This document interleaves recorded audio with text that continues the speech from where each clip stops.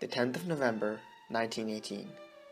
Kaiser Wilhelm II boards a train destined for a foreign land, fleeing both the enemy and the wrath of his own people. The account of the once mighty German Empire was, for all practical purposes, closed. But how did it come to this point? I'm the Enlightened Edelweiss, and this is the fourth of a series of videos centered around the decline and fall of the German Empire. If you haven't watched the first 3 episodes, the link can be found on the top right corner of the screen. We last left off at the end of multiple international crises, mostly resulting from Germany and Austria-Hungary's aggressive foreign policy course. Surrounding nations were beginning to become increasingly wary, and high-level military talks were even initiated between France and the United Kingdom in order to discuss the possibility of war.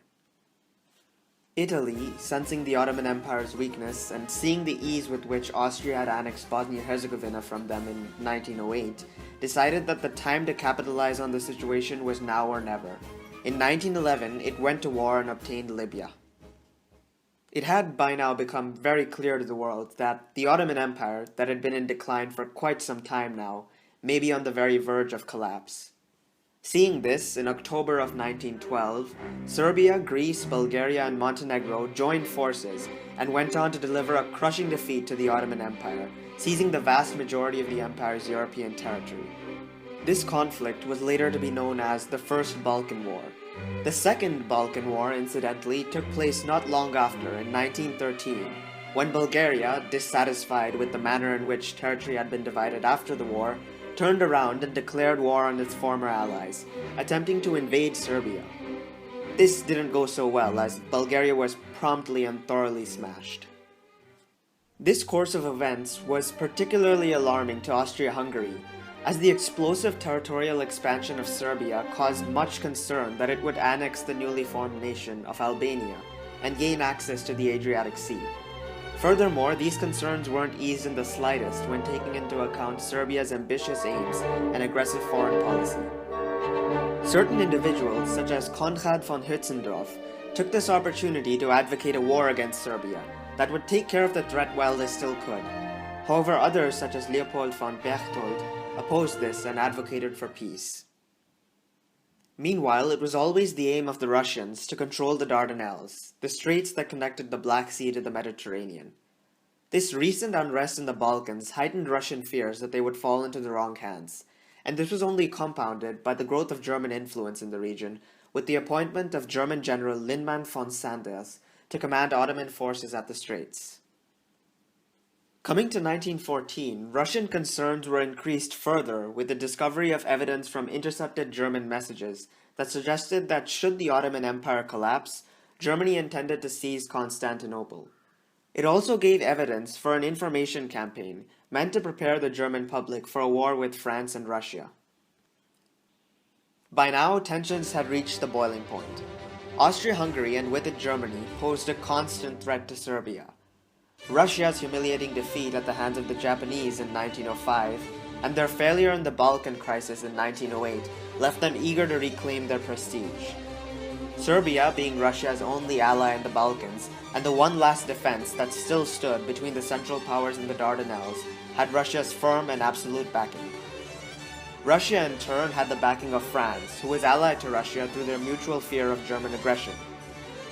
Britain, while part of the Triple Entente and so allied with both France and Russia, was not legally obliged to join their wars. Even the confidential military discussions that had taken place between France and the UK were based on trust rather than treaty obligation. Similarly, Italy, which was officially a member of the Central Powers, with Germany and Austria-Hungary as allies, wasn't legally obliged to join their wars.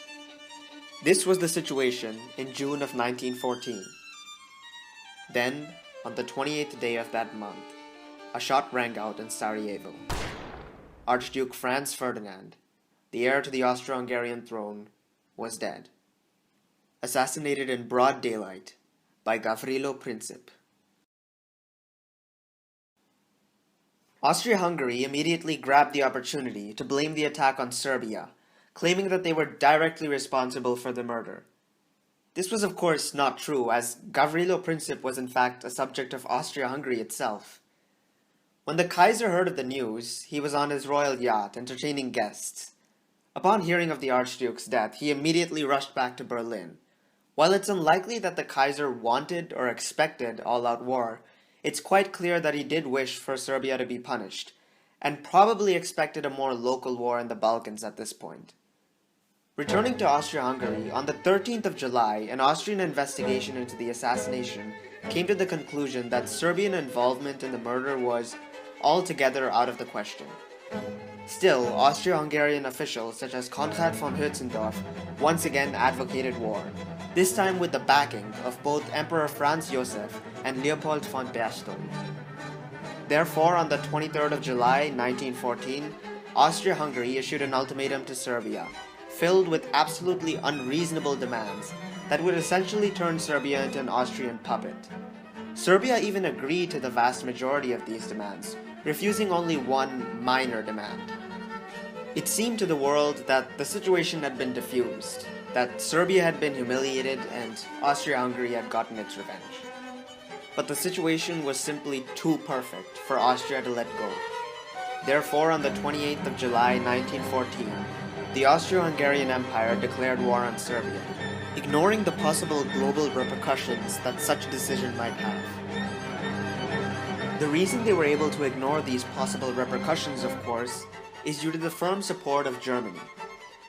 Following the assassination, on the 5th of July, Kaiser Wilhelm II issued a so-called blank check to Austria, essentially saying that they had Germany's unconditional support in any measure they wished to take against Serbia. Without Germany's backing, it's quite unlikely that they would have rolled the dice on such a risky move. Both Germany and Austria-Hungary were well aware that a confrontation in the Balkans may lead to a general European war, and possibly even a world war, with telegrams and letters from high-ranking officials accepting the possibility. Russia even sent a warning, stating that they would not accept any violation of Serbian sovereignty. This was backed up by France as well, who also made it clear that it stood with Russia and Serbia. Even so, Germany and Austria-Hungary chose to go forward with this course of action. And so, only a day after the Austro-Hungarians declared war, they shelled Belgrade.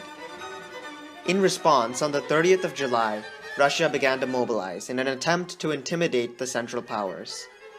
This played quite well into Germany's hands, as it could now portray Russia as the aggressor and sway public opinion further in support of war.